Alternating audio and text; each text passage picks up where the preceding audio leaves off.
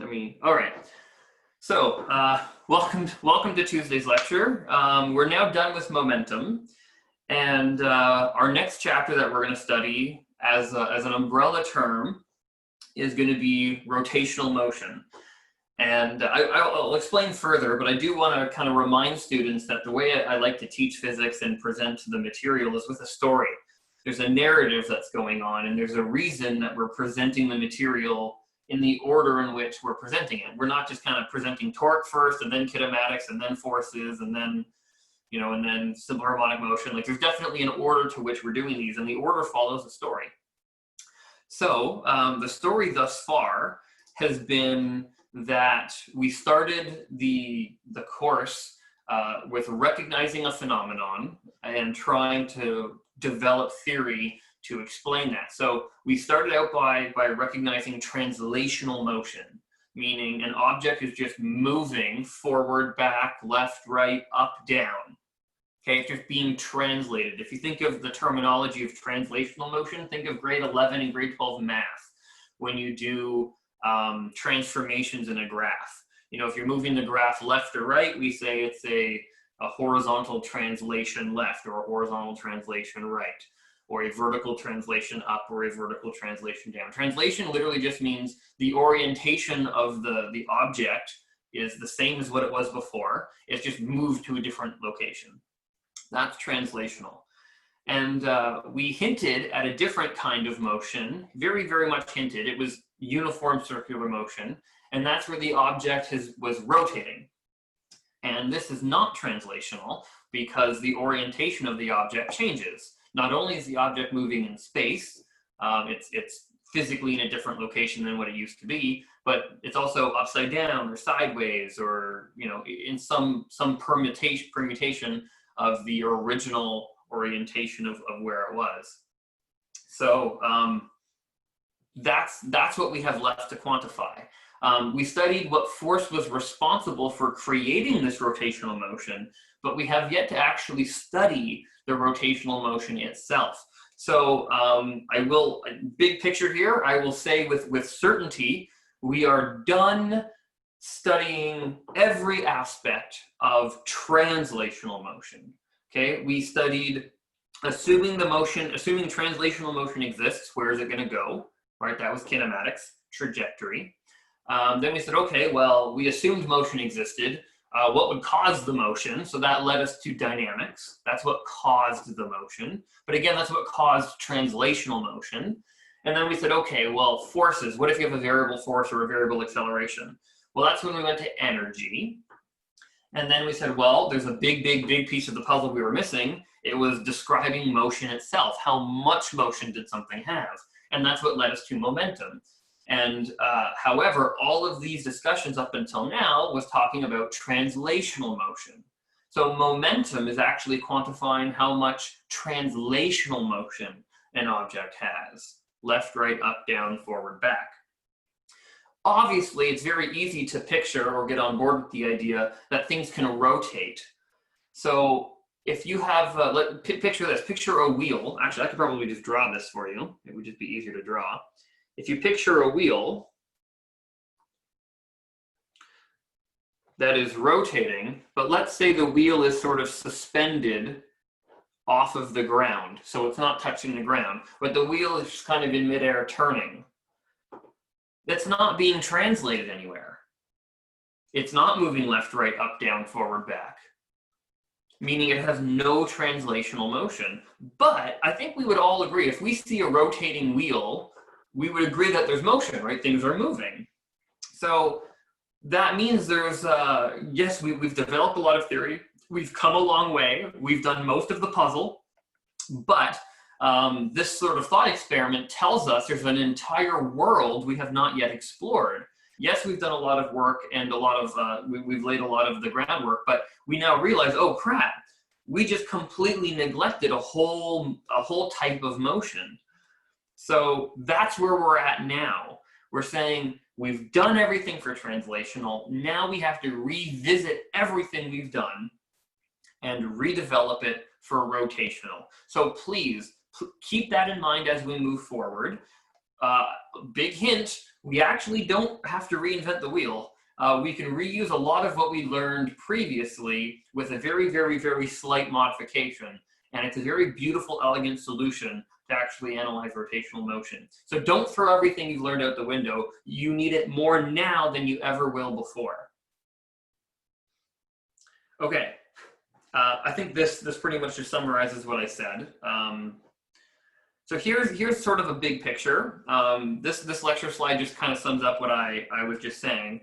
So we just talked about 4 main chapters, right? Kinematics, dynamics, energy, and momentum. But all of these things were in the context of translational motion. So maybe I can just write that here, the context of translational motion. And we now just had a light bulb moment, if you will, a very conveniently well-timed light bulb moment. However, we realized that we need to revisit all of these in the context of rotational motion. Okay, so kinematics, we have to revisit. Let's call it rotational kinematics. Dynamics, we have to revisit. Let's call it rotational dynamics. Energy, we have to revisit. Let's call it rotational energy. And momentum, we have to revisit. And just because we're weird, let's call it angular momentum. I honestly have no idea why the scientific community doesn't use the terminology rotational momentum. It seems to fit the pattern, but for some strange reason, we called it angular momentum instead of rotational momentum. I don't know why. If you want to call it rotational momentum, I would actually applaud you because that logically makes more sense. But I'm using the terminology angular momentum because that's what's used in the book. And if you're reading the book, the textbook, or what have you, I don't want you to be confused. If I only use the terminology rotational momentum, I don't want you thinking angular momentum is something different. So I'm trying to use a terminology that the scientific community uses here. Okay, so rewind. We're going to redo this whole class. All of the headache and blood, sweat, and tears you've put into the first half of this class, we are now going to have to revisit.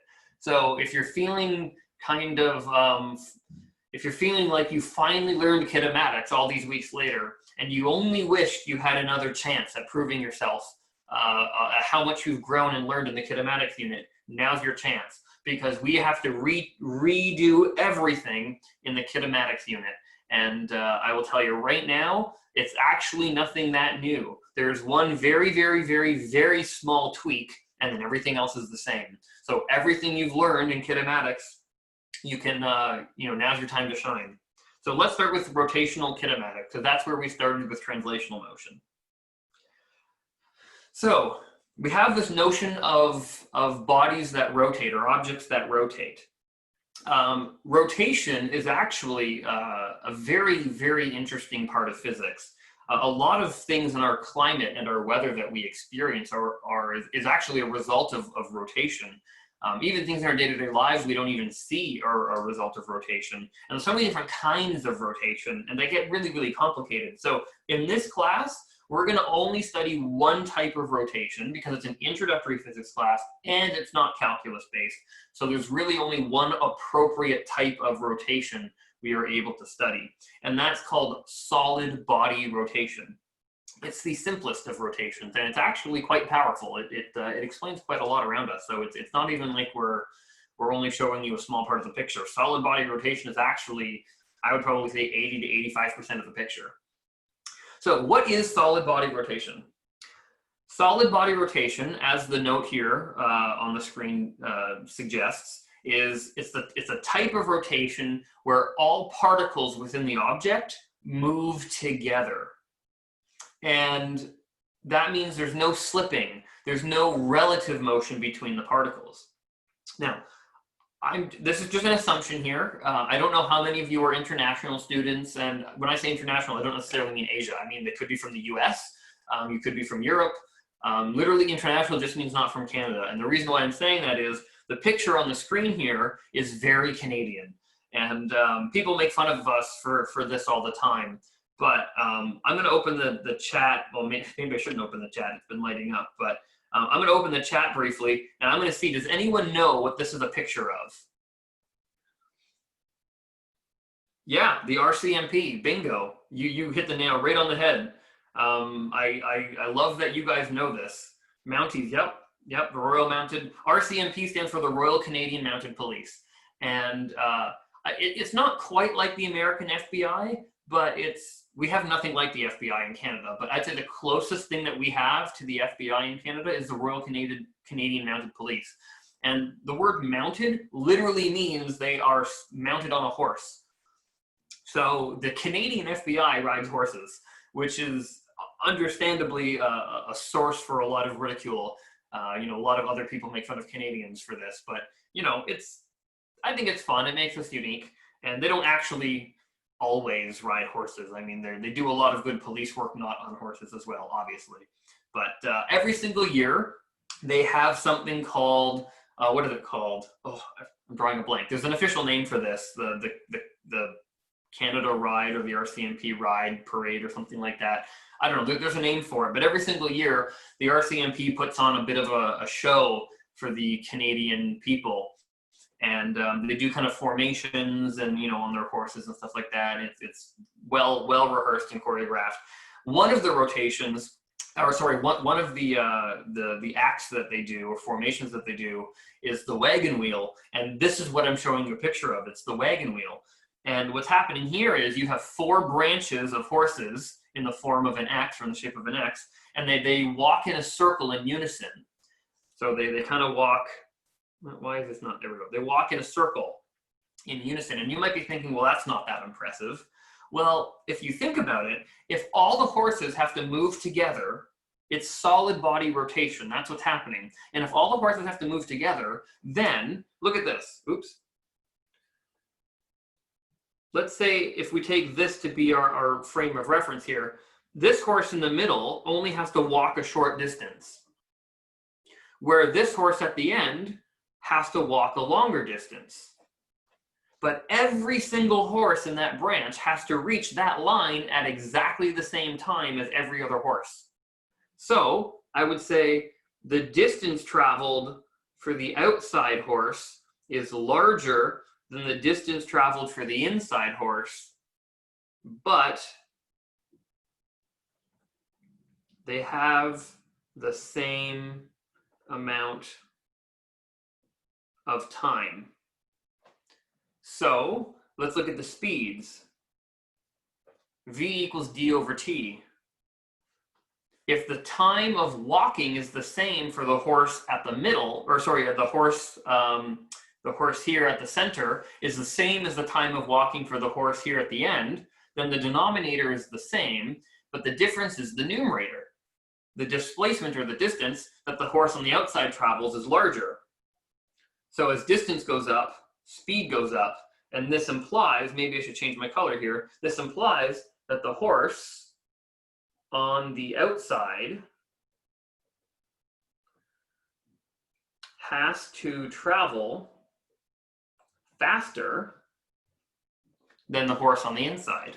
So part of the complexity of this formation is that it's not just faster, it's a very, very, very specific amount faster. And if you walk too fast, you're going to break the formation. If you walk too slow, you're going to break the formation. So all of these objects have to move together, and what makes this hard is that every single horse has to be walking at a different speed relative to each other in order for the overall image or the overall picture to appear as though it's moving together. So the takeaway here is that in solid body rotation, the takeaway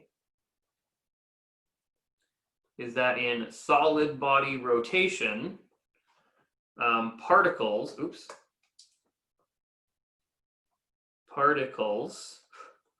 will travel at different speeds in order to rotate in unison. And other examples of this sort of solid body rotation, and there are so many examples. These are just kind of two I randomly found quickly on the internet. Something like a Ferris wheel, obviously that's solid body rotation.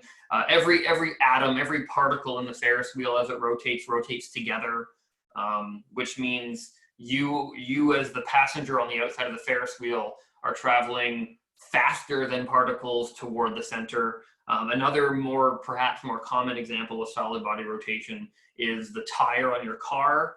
A particle near the axis of rotation will be rotating slower than, let's say, a particle on the perimeter. And you can actually kind of see this in this blurry image here. You can see that the lug bolts in the car are obviously closer to the axis of rotation. So because they're spinning slower, the camera is actually able to sort of depict in one frame, in one still image, the camera is able to depict kind of where the five bolts are, because they're slower than other parts of the wheel. But if you look along the perimeter here, there's wording and there's writing. The writing is so blurred, there's absolutely no way to pinpoint in any capacity what those letters are. And it's because the particles on the outside of the tire are spinning faster. So the camera just is not fast enough to kind of pick up what those words are. So that's kind of the example. Now, I've tried my best to explain what solid body rotation is. Maybe another way to explain what solid body rotation is by explaining what solid body rotation isn't.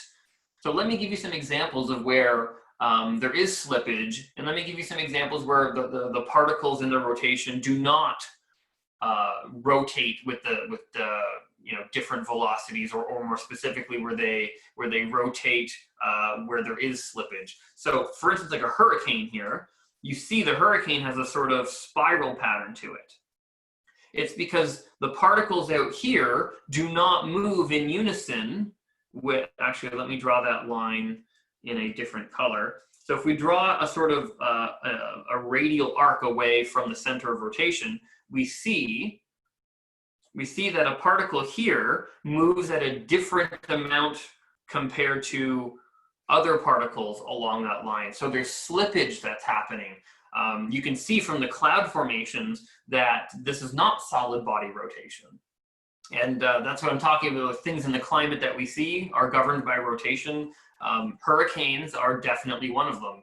And hurricanes are a very, very, very important part of our climate system. Not just for safety, but they also are responsible for transporting a lot of moisture and heat around to different regions as well. So they're kind of important. Another example that you may have seen is, let's say you take a bath or you fill up a sink with some water, and you pull the plug in your bath or you pull the plug in your sink, and you see the little vortex near the drain. That is an example of not solid body rotation, because you see there's a sort of a corkscrew shape in the same sort of fashion as the hurricane, right? So that's where particles, oh, you can't really see the green on the blue. Let me switch to red. So here's the center line. Here's a radial cut. It's not solid body rotation because there are particles over here that are not moving with the same, like in unison with particles further in. So we get slippage and we get the sort of corkscrew shape. And of course, another example is tornadoes, is another example where there's not solid body rotation. Okay, moving on. Now that we kind of understand what solid body rotation is, and we're only going to be studying solid body rotation, we now need to just move on ahead and start modifying our analysis.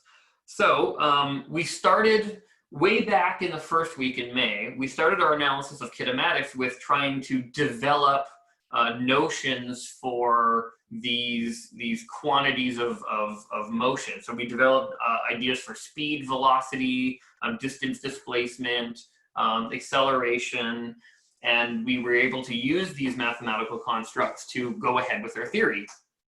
So we need to do the same thing here. Now we need to say, well, we're no longer in translational motion, we are in rotational motion. So we need to sort of say, what are appropriate quantities that accurately reflect and measure rotational motion?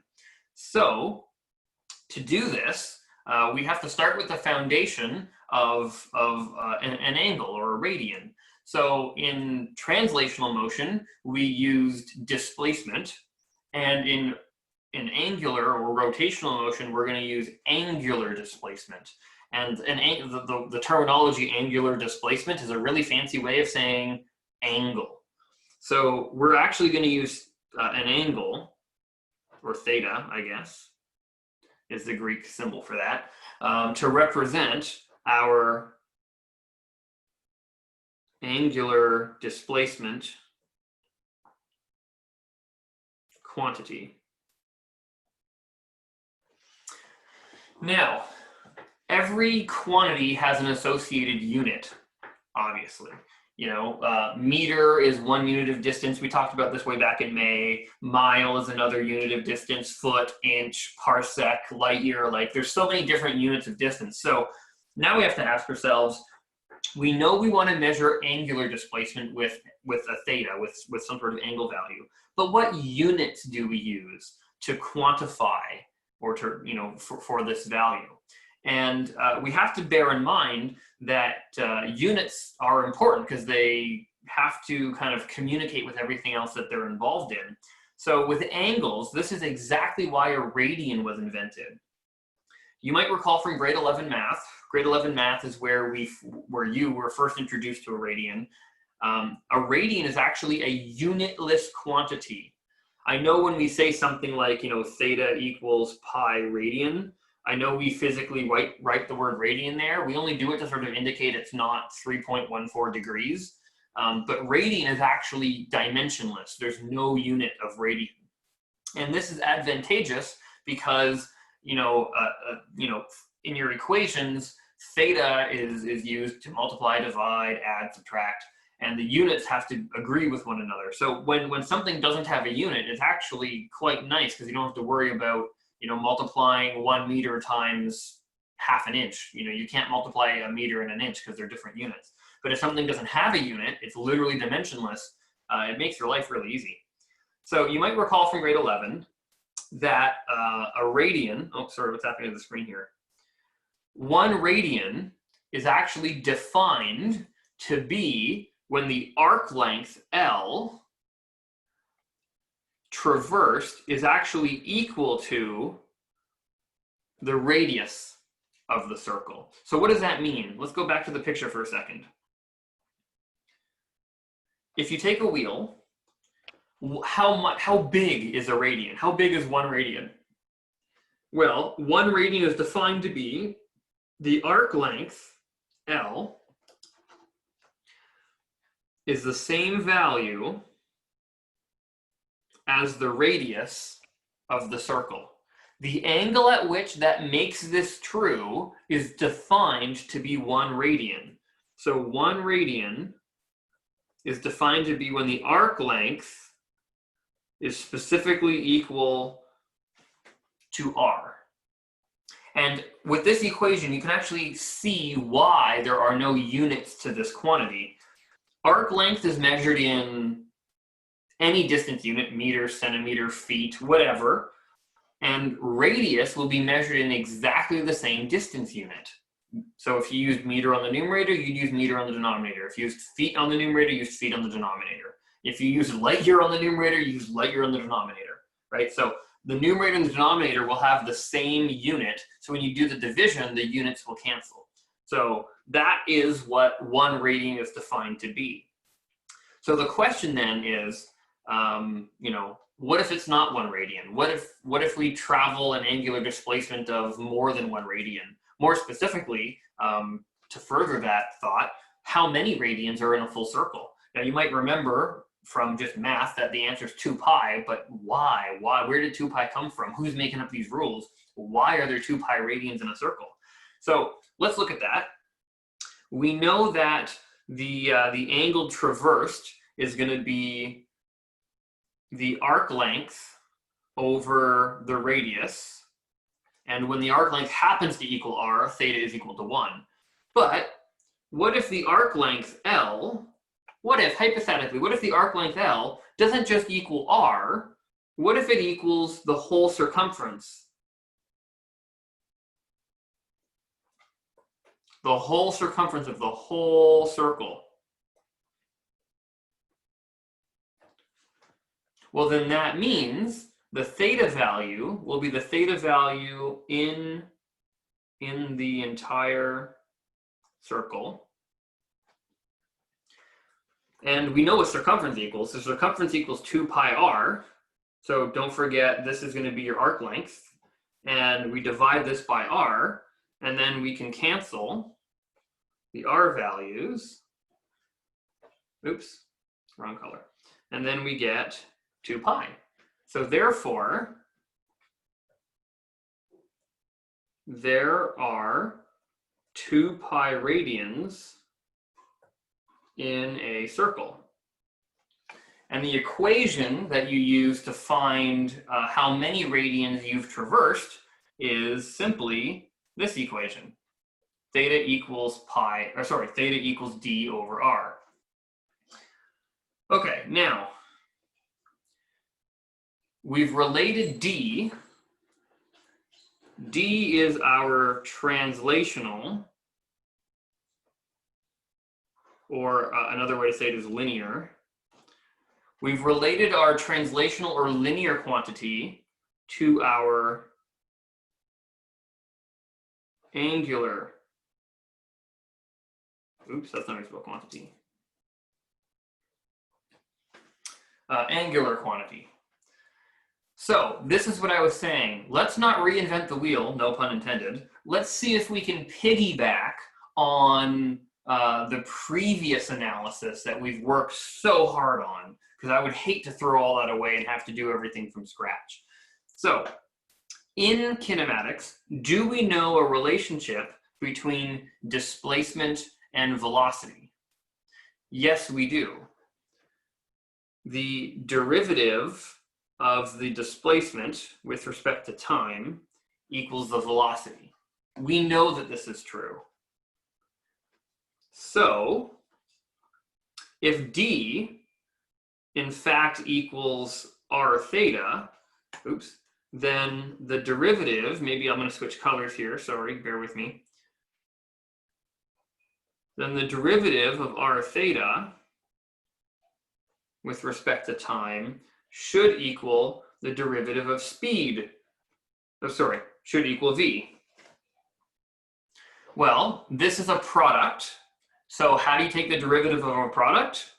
You use product rule. It's going to be the derivative of r with respect to t times theta plus r times the derivative of theta with respect to t. Well, in solid body rotation, all the objects are moving together. So the radius of the object with time should be constant because we are in solid body rotation. This would not be true if we were studying hurricanes or tornadoes. But in solid body rotation, that goes to 0. And here, we can simply think of this quantity in an intuitive way. d theta by dt is quite frankly the rate of change of theta. How quickly is theta changing? So we can actually define a new symbol for this. And we can call it omega. So omega is not velocity, but angular velocity. So here we actually see that v equals 0 plus r omega, which is simply r omega. And that's where this equation comes from. We didn't just invent it, we didn't just kind of make it up out of nowhere. It comes from something physical and something intuitive. We can keep going. We know v equals r omega. If we were to take the derivative of v with respect to time, then we would have to take the derivative of rw or r omega with respect to time. And we know the derivative of velocity is acceleration. We know that that's true from before. So here we can do something similar. We know r is constant because we've already said that. So it's r times the derivative of omega with respect to time, and that's going to be r. And then we can again make a new symbol for this. This is the rate of change of angular velocity. So we can actually call this angular acceleration. And this we can give the Greek letter alpha. And that is where that equation comes from. So the story here is we are piggybacking on our knowledge and all of our hard work, blood, sweat, and tears of translational or linear kinematics. And we are piggybacking on that as much as humanly possible in this new branch of analysis. Because for everything we don't have to reinvent, one less thing we have to worry about. So these are the startings of our angular quantities. We can now relate our angular quantities, our new angular quantities, to our old translational quantities, which means all of our old equations are applicable. We just have to swap out all of the old variables in terms of the new variables, and then we're done. We'll get to that momentarily, though. I don't want to get ahead of myself. Oh, no. I guess that I am here. Never mind. I'm not ahead of myself. So, for instance, v equals d over t. We know that this equation exists from before. So, let's actually go through and make the substitutions. V equals d over t.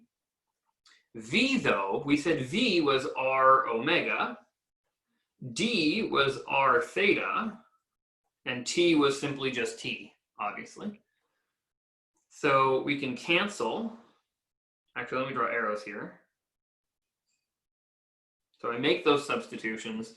We can cancel the r values, and then what I simply get, omega equals theta over t. Oops. So that's how you can relate the old equation.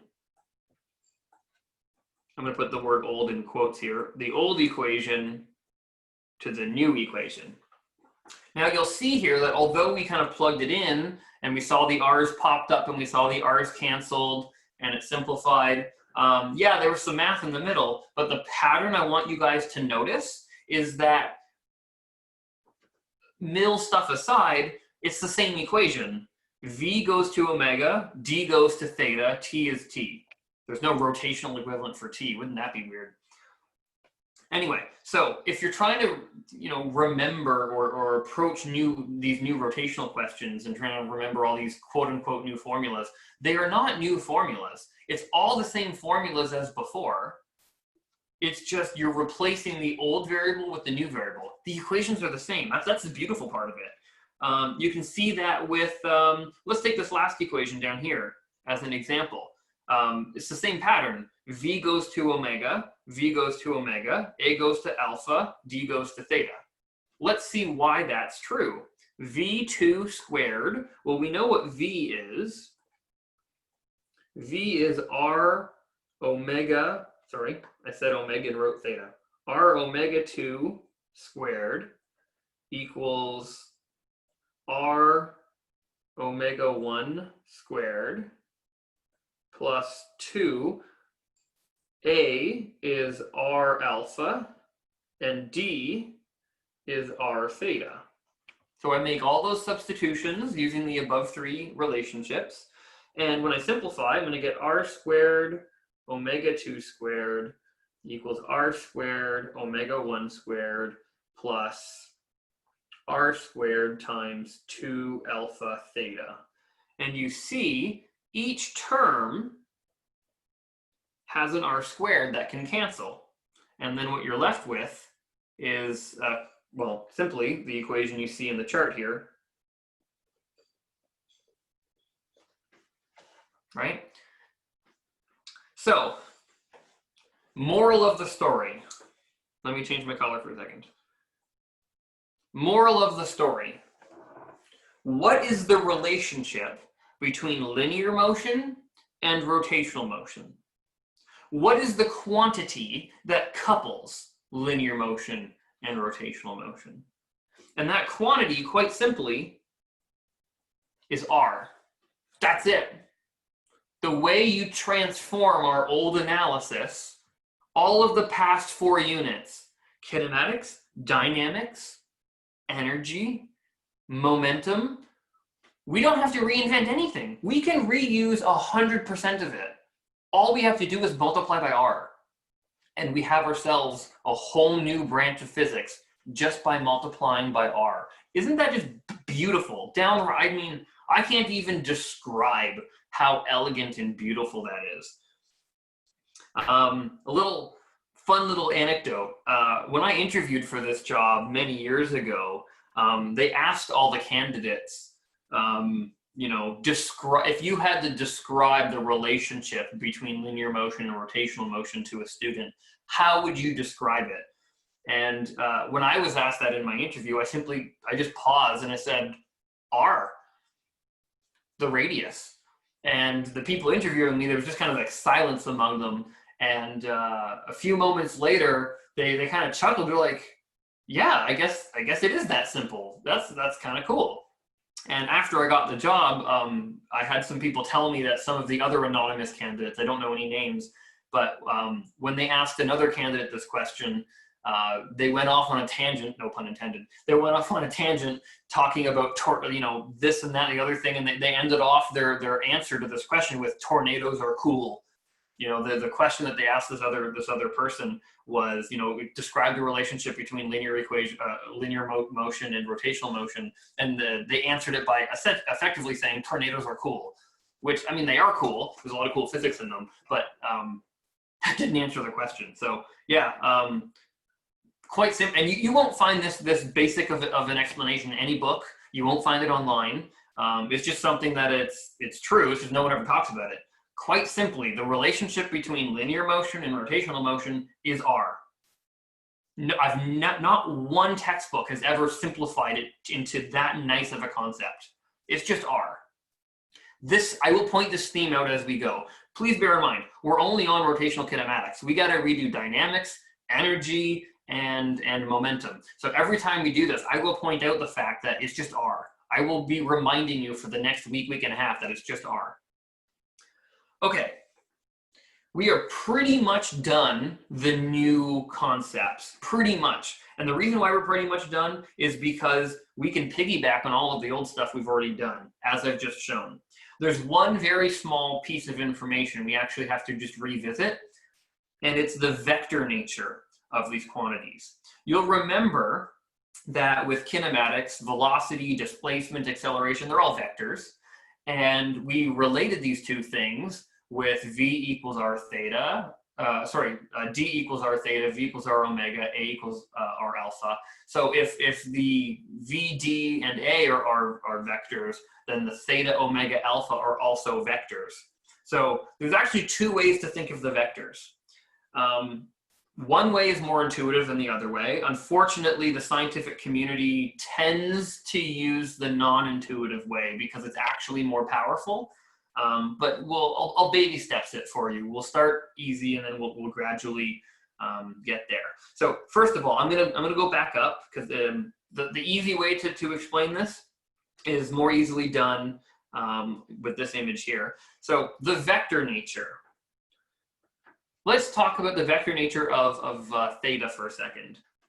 Obviously, we can define something like away from, like clockwise, for instance. We can say, or actually this is counterclockwise. We can say something like counterclockwise is positive, meaning if something is rotating counterclockwise, theta is positive, right? I think we would all agree this is about like 30 degrees. Or pi over 3 or pi over 6 radians. That's a positive value. If we were talking about something down here, we would talk about a negative angle, right? Because it's below the x-axis. Well, that's a clockwise rotation. So a clockwise rotation would equal a negative value. And that's valid. 100% intuitive, 100% valid. And if you're happy with that sort of idea, you can turn your brains off and you don't have to listen to what's coming next. Okay, for those of you who are interested in sort of the more abstract way of thinking, because it is more powerful, here it is. Yes, you can talk about clockwise and counterclockwise as being positive and negative, because that makes a lot of intuitive sense. However, we can use it's called the right hand rule. If you take your right hand, and I don't know if you can see an image of me right now because I am screen sharing, but if you can see an image of me, I'm holding up my right hand. As depicted in the figure that's displayed right now on the screen, picture an object that's spinning, and when viewed from above, so there's my eye. Oh boy. There's my eye. Oh, that's a terribly drawn eye.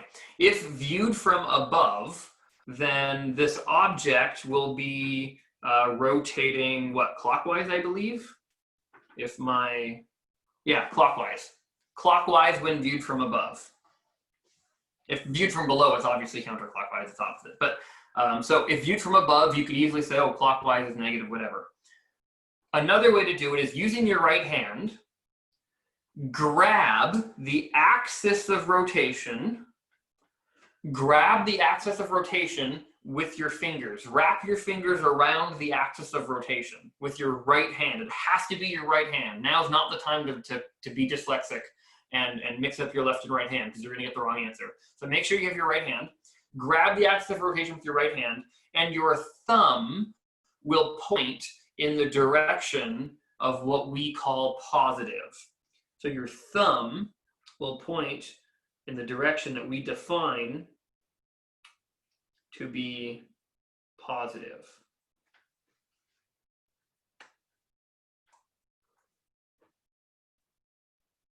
Or actually, your thumb is in the direction of the vector.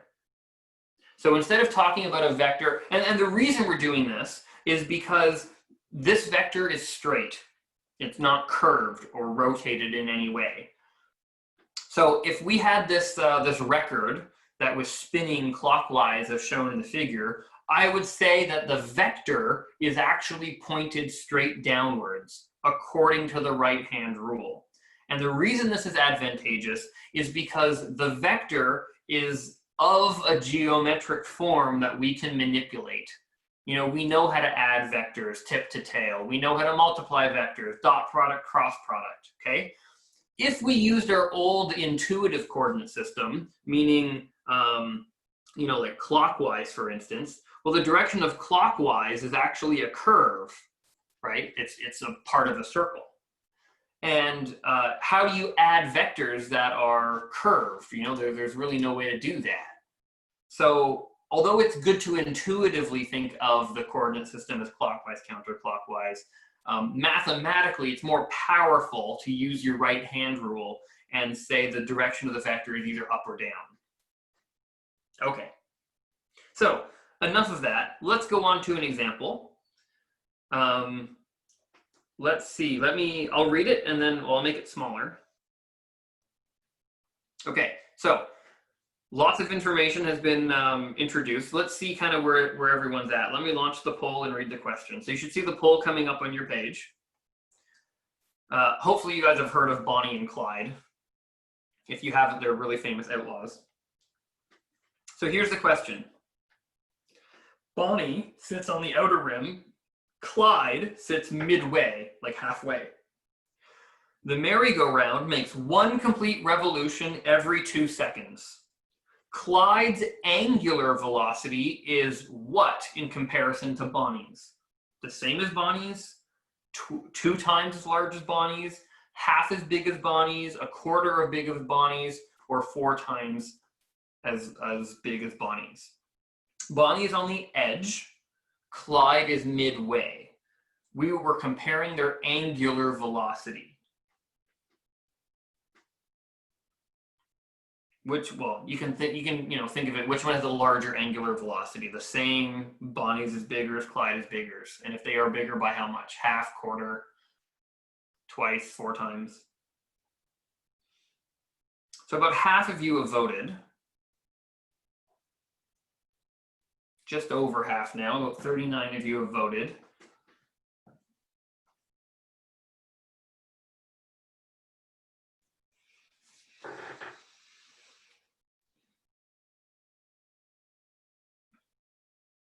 $50, $52,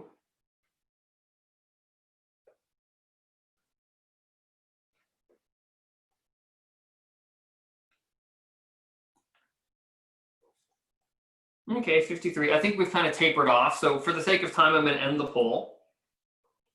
Maybe the other people weren't even listening. I don't know. So let me share the results with you.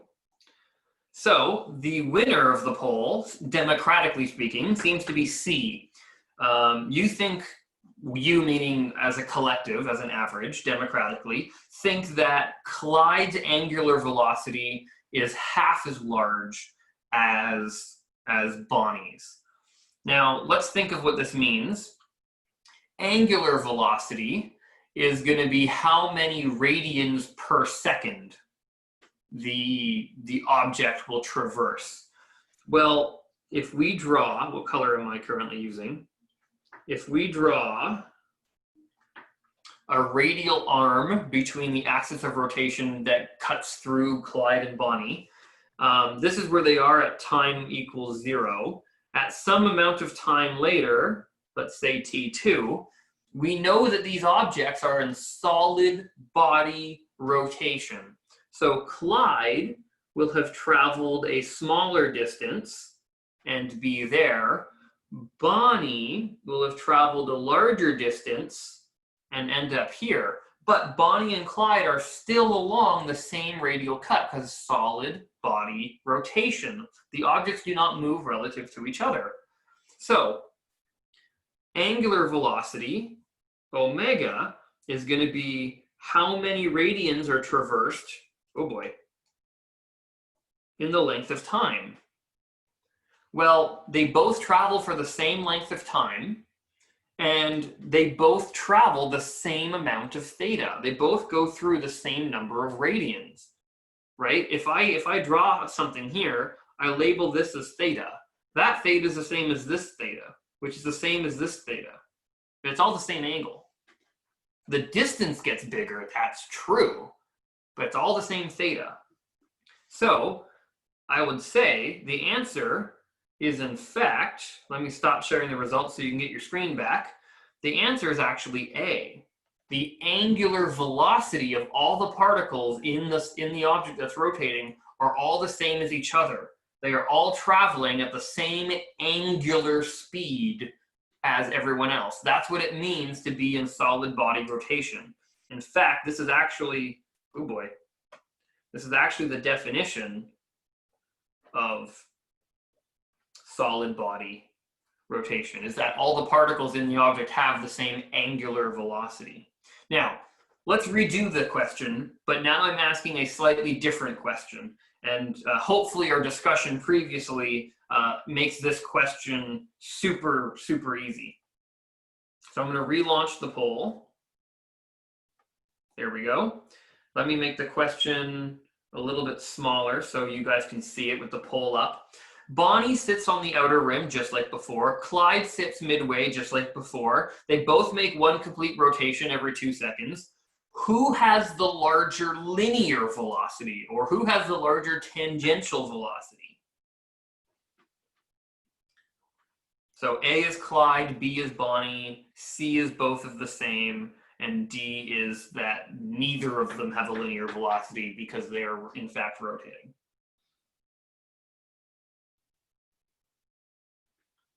So 41 of you, I think we hit the mid-50s last time. So I'm going to see if I can hold out until I get a number in the mid-50s. 49, 50 of you have voted. 53, okay, 54. I'd say we're there, around there. I think beyond that, people were maybe getting a coffee or something, I don't know. So I'm going to end the poll here and then share the results with you.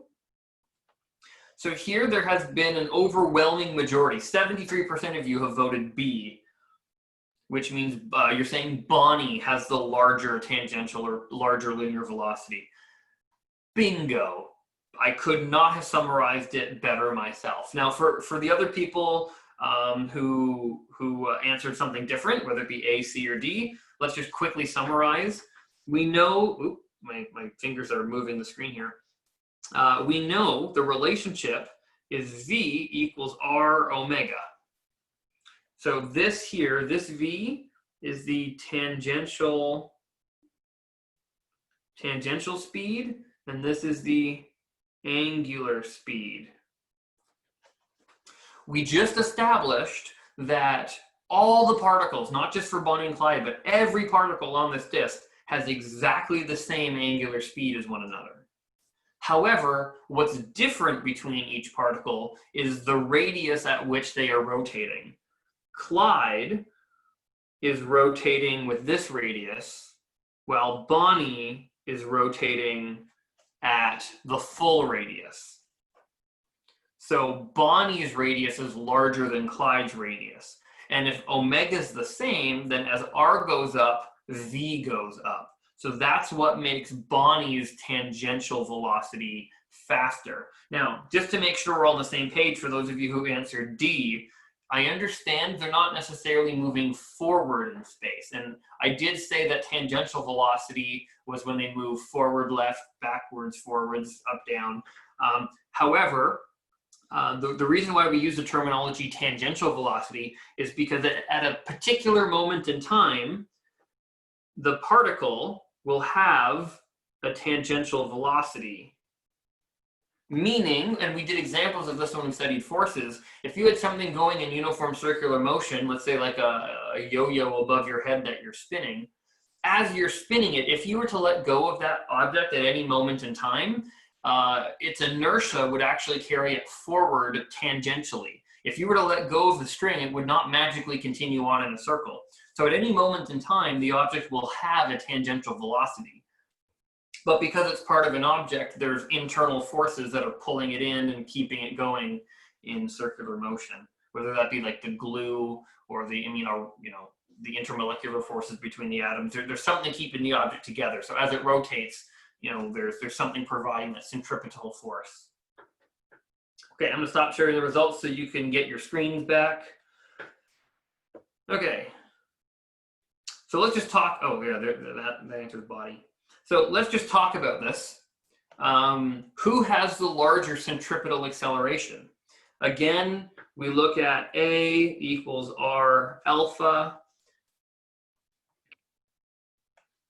Now, this one's a little bit confusing because they don't all necessarily have the same alpha necessarily. Here, we know that if it's centripetal, we know that the centripetal acceleration is V squared over R. And V squared over R, we know what V is in terms of angular quantities. It's going to be R omega. So making that substitution, we can simplify.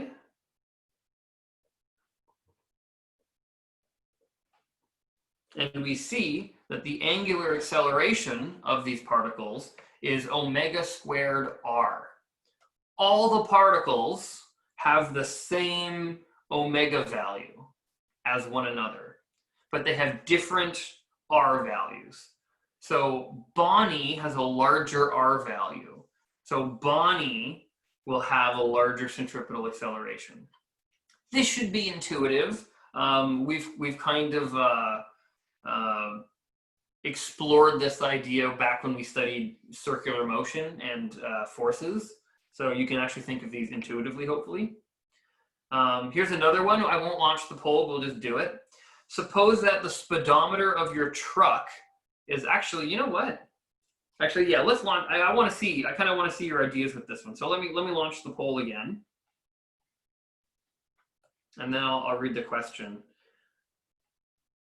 Let me make it smaller so you can see it.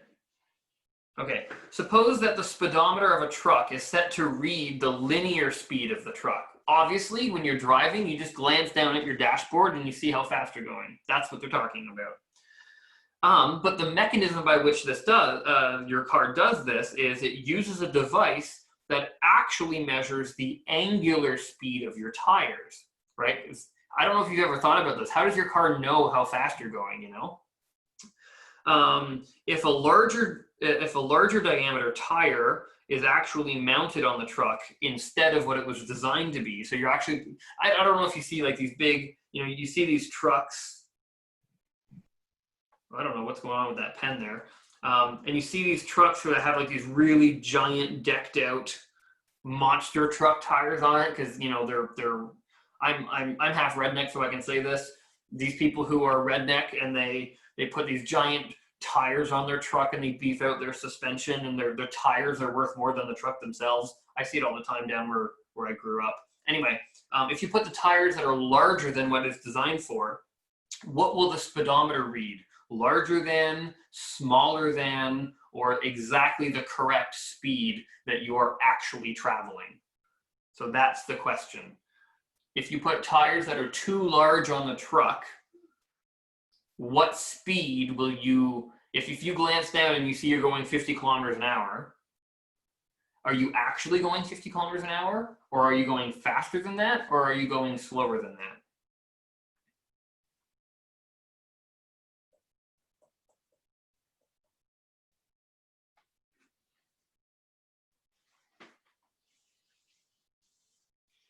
I'll give you a few minutes to think. 35 of you have voted for, no, almost 40. 39 have voted. 40, we've crossed the 40 mark.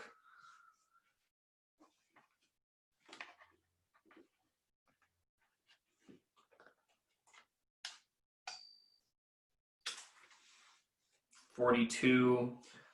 So far fewer people are voting. Maybe that's because you're just confused. This is why we do these questions, right? They're very basic, but I understand this is new material for you. So we got to slow down when it's really new. Luckily, I've taught this class before, so I know exactly when things are going to be kind of convoluted for you. So we're slowing down when it's appropriate. So I'm going to end the poll here because it seems as though we've plateaued. It seems to be mostly a tie. Let me share the results with you.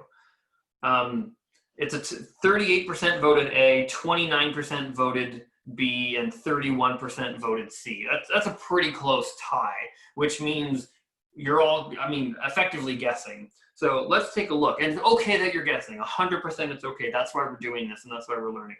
So I think I've ended that poll. Did I stop sharing the results? Stop sharing results. Okay. So you should be able to get your screens back. Let's have a look at this. The question is saying, how will that affect the speedometer reading? Well, the question says that the speed that's displayed on your car is actually a function of the angular velocity of the tire. Meaning, there is no possible way your car magically knows how fast forward you're going or backwards. It can only infer that knowledge based on other data. The only other data it has is how fast the tire which is attached to the car itself, is spinning. So there's a sensor in your car that determines, or that is able to sense, how fast the tire is spinning. So omega is the data that we have. So how do we know how fast the car is moving forward? We use the equation R omega. So if you ever bought a car, you'll know, or even have driven a car, or if you know anything about cars, every car has a specified radius of tire that you must use for that car.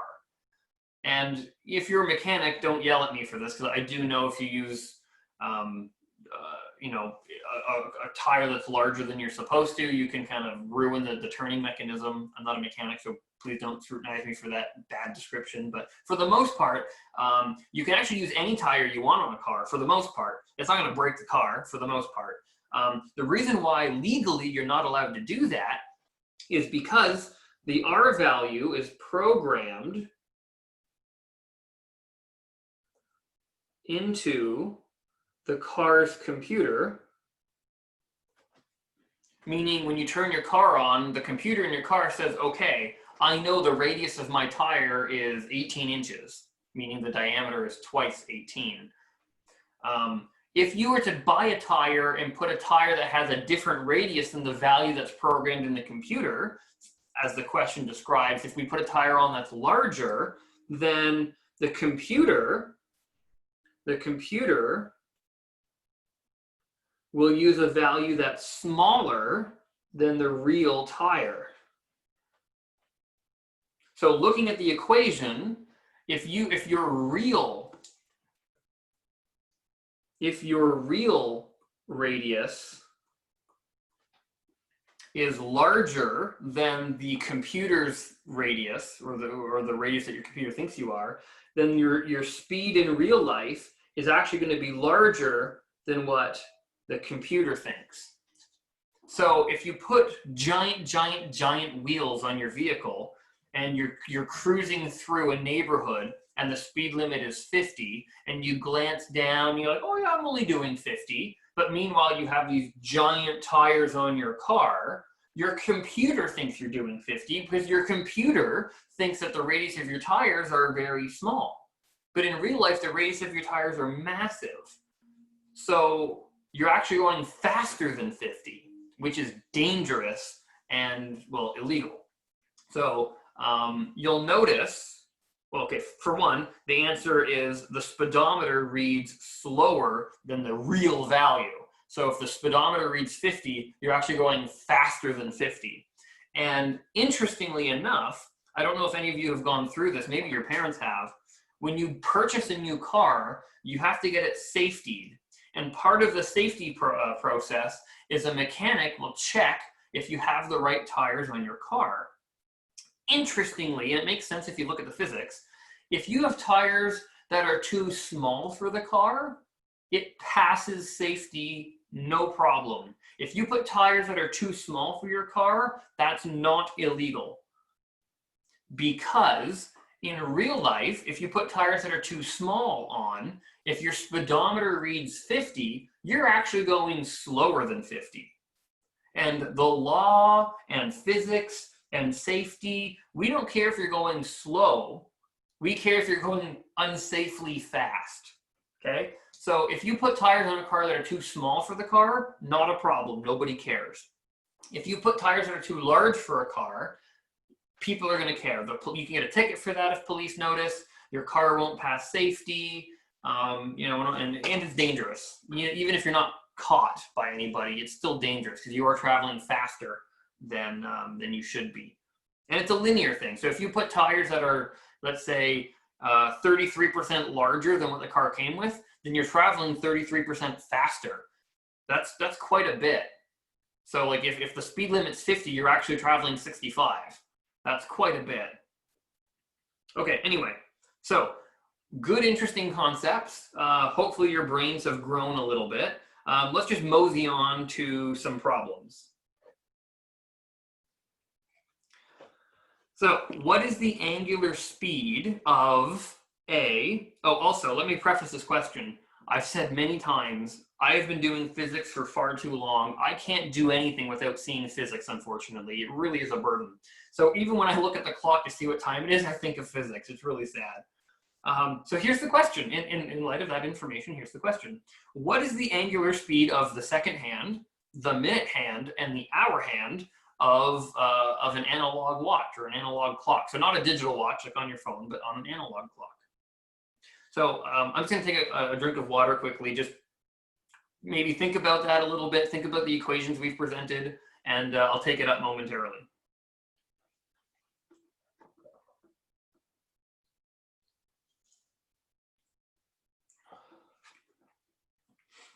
Okay, so A, what is the angular speed of the second hand? So we want to know the angular speed of the second hand. So we look at our kinematics equations. Let's scroll up for a second.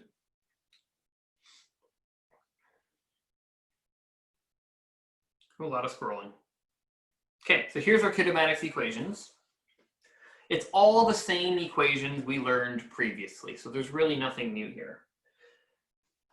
We're given we're asked for angular velocity, so omega, and we have to calculate this based on other information. So here, I would say we can use the first equation for part A.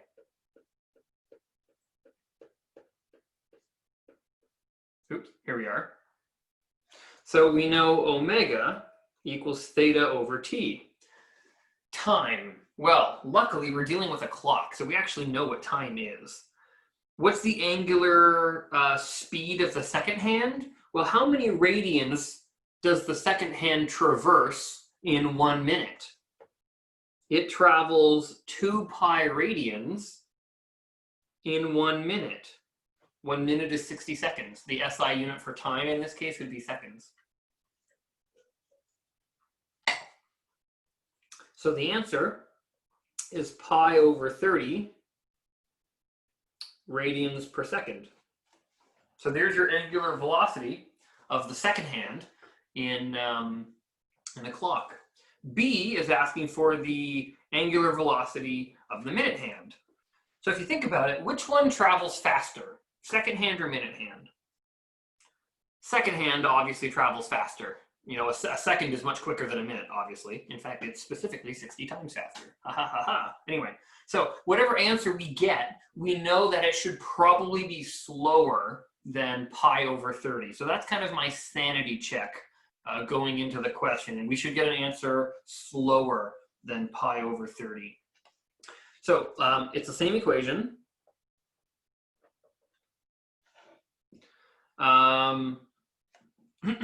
Oh, actually, yes. How many radians does the minute hand travel per second? Well, again, let's do one complete rotation. One complete rotation of the minute hand is 2 pi radians. But how long does it take for the minute hand to complete one rotation of a clock? It's not 60 seconds. In 60 seconds, the minute hand barely moves. In 60 seconds, the minute hand only kind of moves a little bit. It moves 1 minute, exactly. So one complete rotation would be an hour, or 60 minutes. Well, 60 minutes is going to be 2 pi over 60 minutes times 1 minute per 60 seconds. And then here, you see the units of minute cancel. And then you get 2 pi over 3,600, which is going to be pi over 1,800 radians per second. Much slower. In fact, it's 60 times slower, to be precise. C. The angular velocity of the hour hand. I think by this point we can all kind of figure out what's going on. The hour hand goes through 2 pi radians in 24 hours. 24 hours, well, 1 hour per 60 minutes and 1 minute per 60 seconds. So we're going to get pi over 1,800 times 24 radians per second, meaning the hour hand is 24 times slower than the minute hand, which makes sense. And the minute hand is 60 times slower than the second hand, which makes sense. Okay, so that's just a very soft introduction to all of that. Okay, here's a concept question. This comes from example 4 in the typed notes. And this is actually an introduction to Coriolis force. And if you have not heard the terminology Coriolis force before, Coriolis force is the apparent force. It's a fictitious force, just like centrifugal force. The Coriolis force is a fictitious force that results in a rotating frame of reference. So let me write that down here. It is a fictitious force resulting in a rotating frame of reference. So this means that the frame of reference that you're on is itself rotating. That's when things start to look weird. And if you're having trouble kind of picturing what that would look like, hopefully you've all been on some version of a merry-go-round before, or something that spins. When you're on that ride, when you're on the merry-go-round, and you're looking out at the rest of the world, that is what the frame of reference of a rotating frame feels like. You aren't moving. When you're on the merry-go-round and you look down at the floor, you're not moving. But when you look out, the whole world around you is spinning, and you're like, well, that's weird. That must take a lot of force to move the whole Earth underneath me. And it doesn't even occur to you that you're the one rotating. That's the whole power of a frame of reference, right? The frame of reference means you're not moving, everything else is.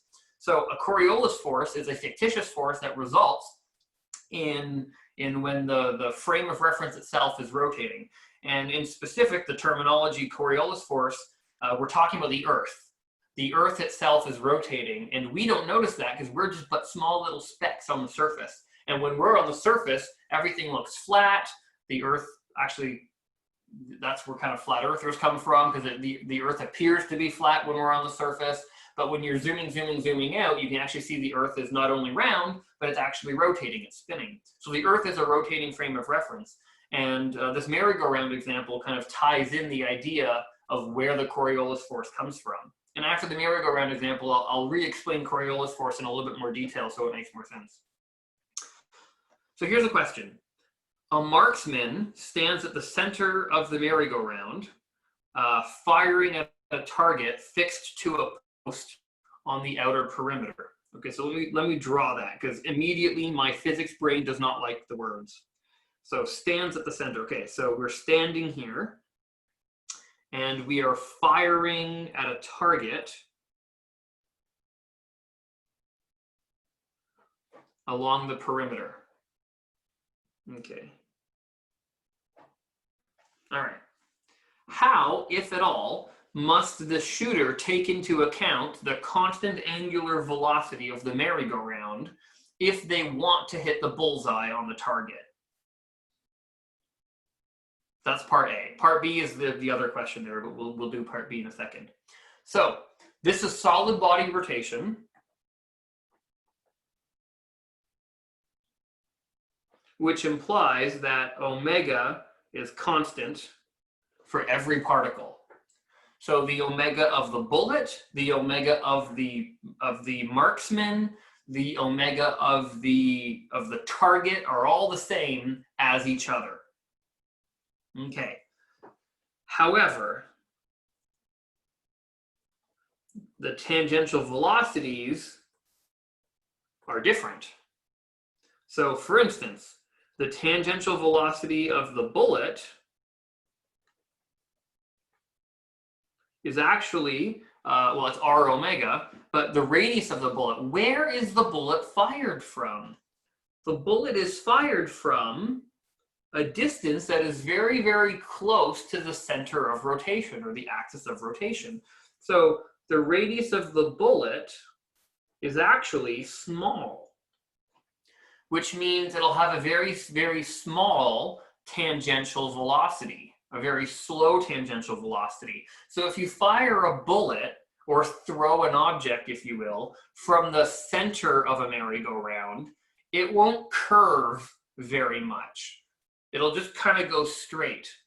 Well, actually, once it leaves the gun, I suppose it's going to go straight anyway, because there's nothing keeping it there. But it's very slow. So that's what this is saying here. R is a bullet. So the tangential velocity of the bullet is slow. Now, the tangential velocity of the target is r target omega. Now, the radius of the target is actually quite large.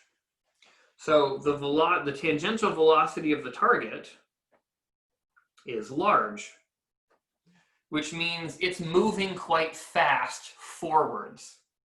So picture this. I'm going to redraw the picture, but not in context of a circle.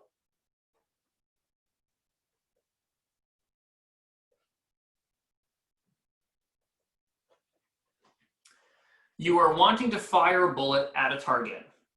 To make matters complicated, the target is moving, oh, what's happening? The target is moving forward and the bullet is moving forward. Sorry, the target is moving up and the bullet is moving both up and forward, right? The bullet is fired at the gun, so it's obviously moving forward toward the target. But because this whole thing is rotating, you know, you can kind of picture this as a sort of a zoomed in image of the complete circle. So as the bullet moves forward, it's going to actually move upwards a little bit as well. But we've already established that the upwards velocity of the target is larger than the upwards velocity of the bullet. So if we aim the bullet straight at the target, you know, by the time, maybe I'll draw it in a different color, by the time the target, or by the time the bullet moves closer, the target will be way up here. And more specifically, by the time the bullet is at the altitude of the target will be way far ahead because they are moving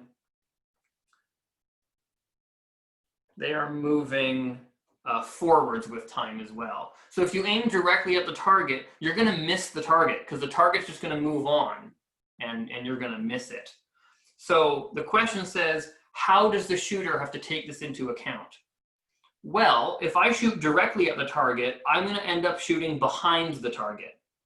So I actually have to shoot in front of the target.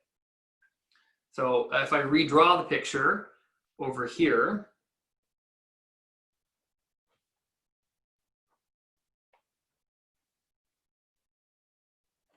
I actually have to aim somewhere over here. I have to aim where the target is going to be.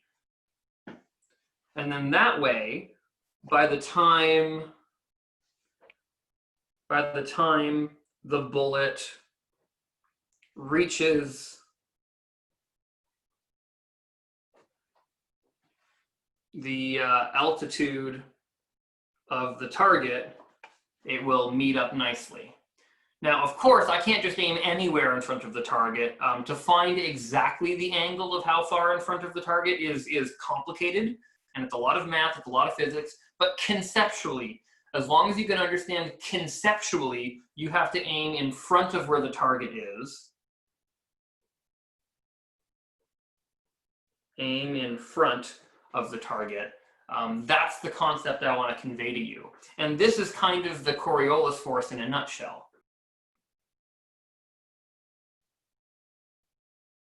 That's the premise of the Coriolis force. It's the apparent bending of the path.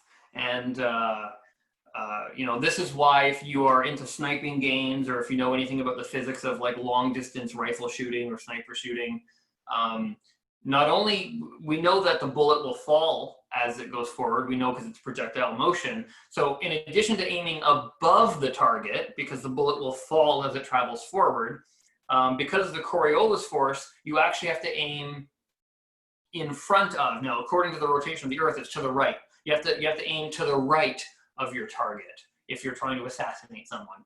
Here we are in physics class trying to learn how to assassinate someone. That's what you can go home and tell all of your parents.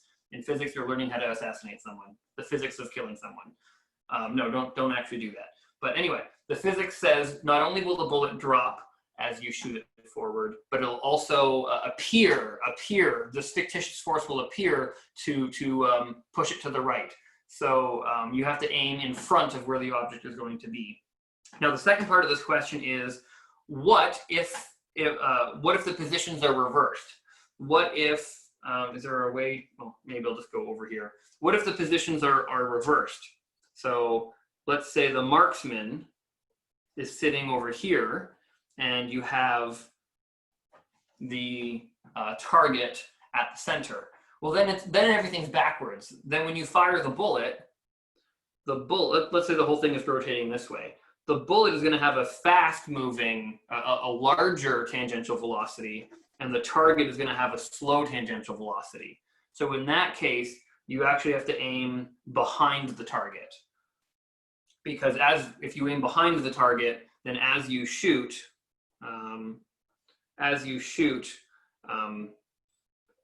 the bullet will be here if you're aiming behind, so it needs to catch up. So then it'll be here, then it'll be here, and then it'll hit. So it'll look like it's curving. So the apparent path will look bent. It'll look like it's curving, and that's because of the Coriolis force. And that's exactly what causes hurricanes. If you recall that picture I showed you earlier in the lecture, in fact, let me just scroll up quickly to that. Hurricanes are driven by the Coriolis force. Where are we? Here. Hurricanes are driven by the Coriolis, so are tornadoes actually. Right here. And it's not that the air is actually bending. The air is actually going straight. It's the earth underneath it that's bending. So that's what causes the swirly motion, is the fact that you have the Coriolis force bending the path of the particles to the right. So you see here it's bending, and of course it's opposite in the southern hemisphere, because when you look from above and you look from below, something's clockwise from above but counterclockwise from below. So you can actually tell, if you look at a hurricane, you can actually tell what part of the hemisphere, northern or southern hemisphere it's in. You can tell by how it's rotating, which is kind of really cool. Okay, moving on. Okay, so here's a problem. I would say this is probably the first kind of robust rotational kinematics problem that we are about to do. The other ones were kind of conceptual and a warm up to get your feet kind of wet. So here's an actual full-blown one.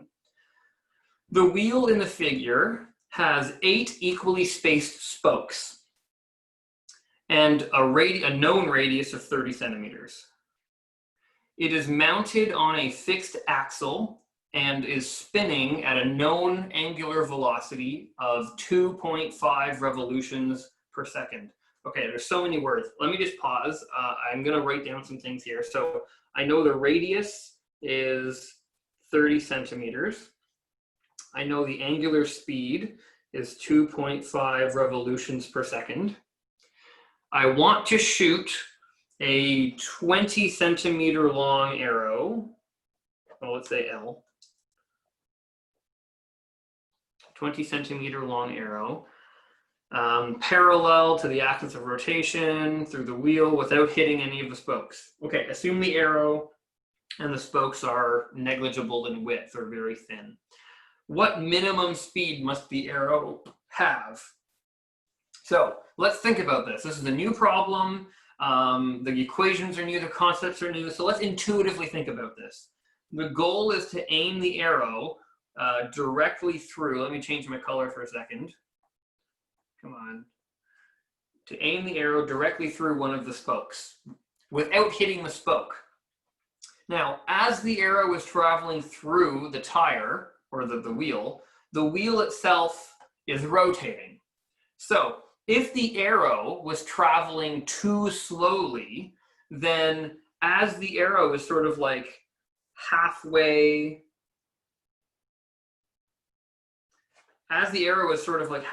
through, oh, what's happening? Halfway through, the spoke will actually cut the arrow in half, right? Or deflect the arrow. That's if it's going too slowly. If it goes faster, then obviously it'll make it through the spokes without being nicked or hit by one of the spokes. So that's kind of the premise of the problem. What is the minimum speed the arrow has to go through or has to travel with in order to proceed without being nicked by one of the spokes?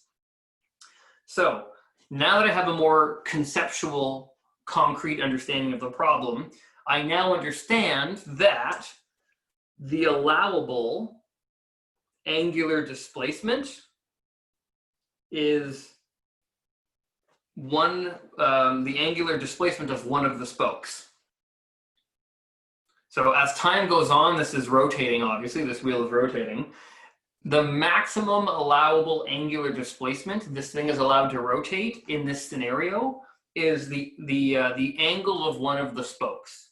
And we're told that there are, how many spokes are there that it say in the question? It has 8 equally spaced spokes. 1, 2, 3, 4, 5, 6, 7, 8. So how many pi wedges are there? There's 1, 2, 3, 4, 5, 6, 7, 8 pi wedges. So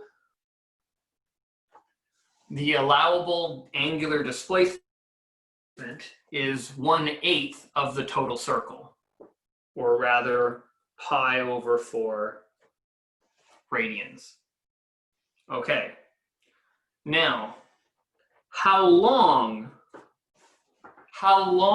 is this event taking place? Well, the duration that this event is taking place is the duration of time it takes for the arrow to pass through the finish line or pass through the wheel. So that distance, or that time, is going to be the speed of the arrow times the length of the arrow. The faster the arrow is traveling, the shorter amount of time it'll take for it to pass through the wheel.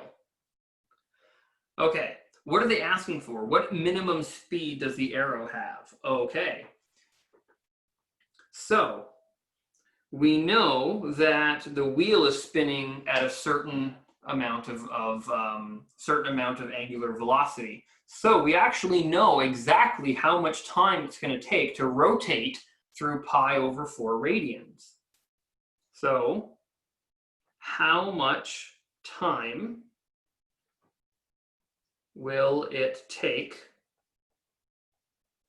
for the wheel to rotate through pi over 4 radians? So what do we have? We have theta, we have v, and we're looking for t. Oh, we don't have v, so we have omega. Let me rewrite that, omega. So what equation do we use? Omega equals theta over t. And that would make t equal to omega. No, it would equal theta over omega. So theta was pi over 4. What was omega? Oh, omega was 2.5 revolutions per second, not radians per second, revolutions per second. So we have 2 pi radians per 1 revolution. So revolutions cancel, so we have to multiply by 2 pi. So let me just draw this fraction a little bit better. This is going to be 2 pi times 2.5. Or rather, let's just keep everything as a symbol. This is going to be 2 pi times the listed omega in the problem. So that's how long, that's how many seconds it will take for the wheel to rotate through one spoke. Now we can say this amount of time also has to equal the amount of time for the arrow to pass through. So we can actually say theta over 2 pi omega is going to equal v of the arrow times the length of the arrow, which means the speed of the arrow is going to equal to theta over 2 pi L omega. And if you plug all that in, you're going to get pi over 4 times 2 pi. What was L? L was 20 centimeters, 0.2. And omega was 2.5. So the pi's cancel. So 1 over 8 times 0.2 times 2.5. Okay. And you could use a calculator for this. If you wanted to use kind of ballpark estimation, 20% of 8 is 1.6 times 2.5. So let's round 1 up and 1 down. So this is approximately equal to 1 over 2 times 2, which is around 1 over 4 meters per second. That's approximately, without a calculator, of course, obviously. So here, oh, maybe my units, I think my units might be wrong. They're getting 4 meters. Oh, I must have inverted something. I'm getting 1 over 4. They're getting 4. I must have inverted something somewhere. Okay, well, I'll look at it later. Maybe some of you have already figured it out, and you know, when I take questions later, you can figure it out. Anyway, but yeah, I must have just swapped something somewhere in the heat of the moment. Anyway, yeah, so that's how you would do it. That's the logic anyway. The exact answer is listed there. I think I must have done something wrong when I set up the equations. I probably put the inverse of something somewhere, and that's what led to that. Okay, we'll come back to that in a moment, but that's the general idea there. I don't know what's going on here. There we go. Okay, here's another example. This is another fun one. I think we've all had experience with gears. We've done pulleys before in the previous dynamics unit. You're familiar with gears in a car. You know, most cars have 6 gears. Some of the older ones might only have 5. Your bike, when you ride your bike has gears. Gears is another example of rotational motion as well. So here, in the last few minutes that we have, we can introduce kind of how gears kind of play a role in rotational motion. So in the figure, a wheel of radius 10 centimeters, RA, is coupled by a belt,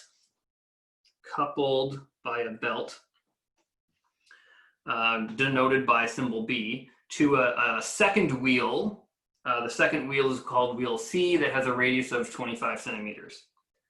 The angular speed of wheel A is increased from rest at a constant rate of 1.6 radians per second squared. Okay, so alpha 1 equals 1.6 radians per second squared. Okay, I should really say alpha A, not alpha 1. Radius A equals 10 centimeters. Okay. We know radius B is 25 centimeters. And what are they asking for? Find the time. Oh, I guess so we don't have alpha B. What are they asking for? Find the time needed for wheel C to reach an angular speed. Oh, an angular speed, omega 2, of 100 revolutions per minute, and we want to know the time it takes to do that. We also know that the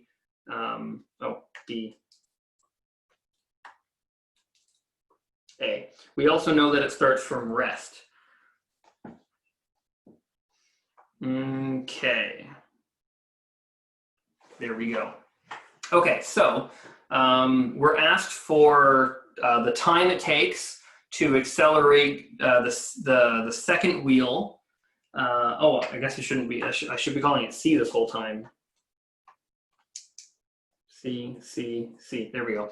We're asked for the time it takes for the second wheel to start from rest to reach 100 revolutions per minute. So let's kind of look at our kinematics equations. So although we're not given the angular acceleration for wheel C, we can find it later. So let's pretend we can use it for now. So we have A, we've got acceleration, we have radius, we have velocity and time, and we have the initial velocity of 0. So we have V2, V1, A, and we're asked for time.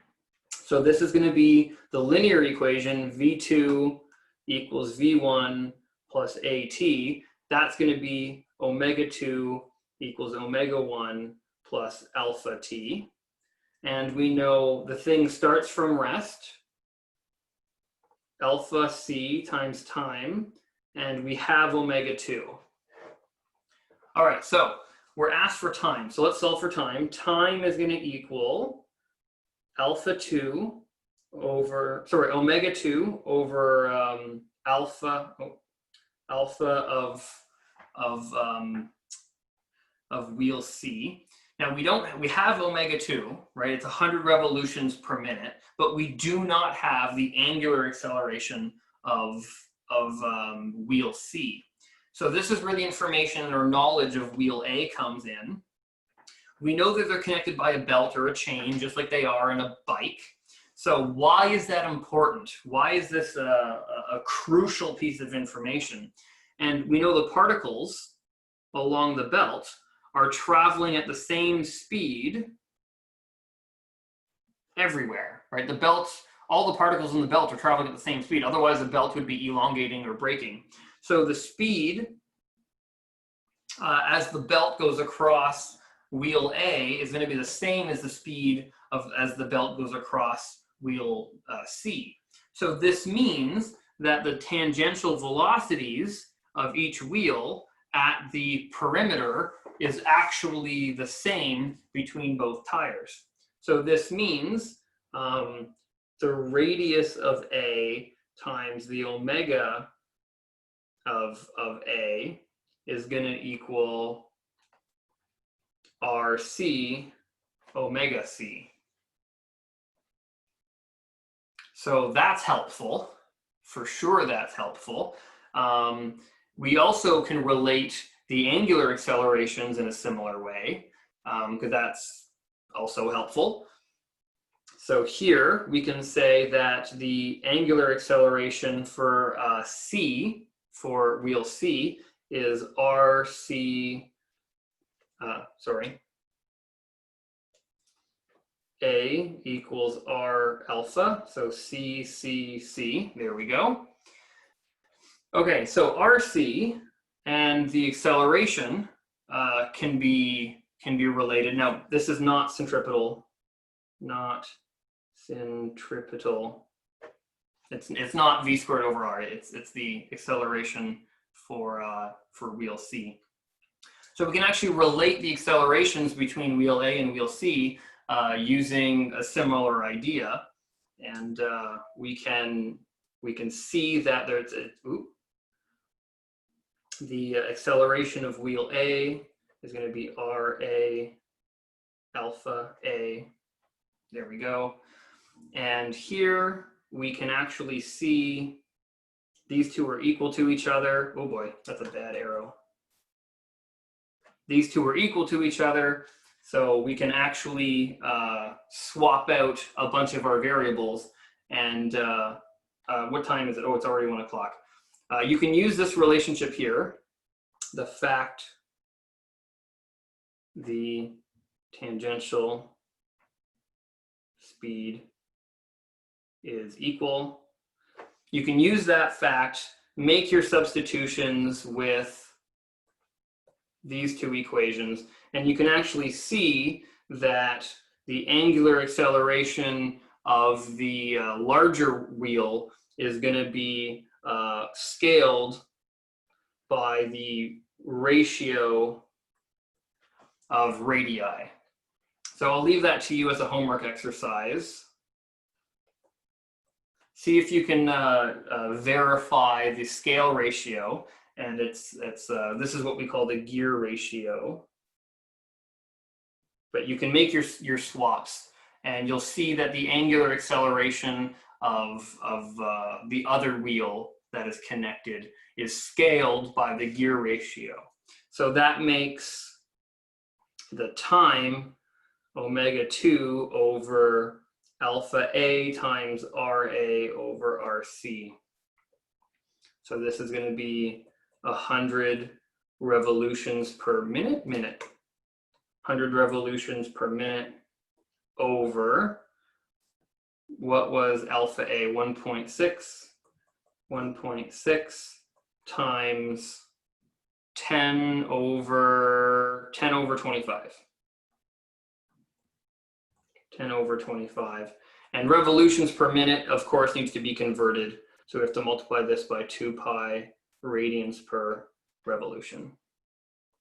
So there's your answer. It's going to be 100 times 2 pi over 1.6 times 10 times 25. And you can simplify from there. Okay, that is the end of rotational kinematics. To summarize, I will say that it's all of the same information as linear kinematics or translational kinematics. Just with, instead of using linear variables, you're using rotational variables. Rotation is new. Historically, students always struggle with rotation, always, every single year, both in the regular term and in the summer. It's a new kind of motion that students don't normally think about in their day-to-day lives. So it's extra new to them. So I strongly recommend starting off with the easy textbook questions when you're doing homework after the lectures, just getting your feet wet, just so you can kind of see how the easy problems come together.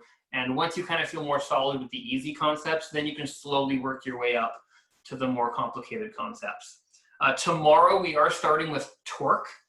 So we have covered all of kinematics, something that we took a week and a half to do.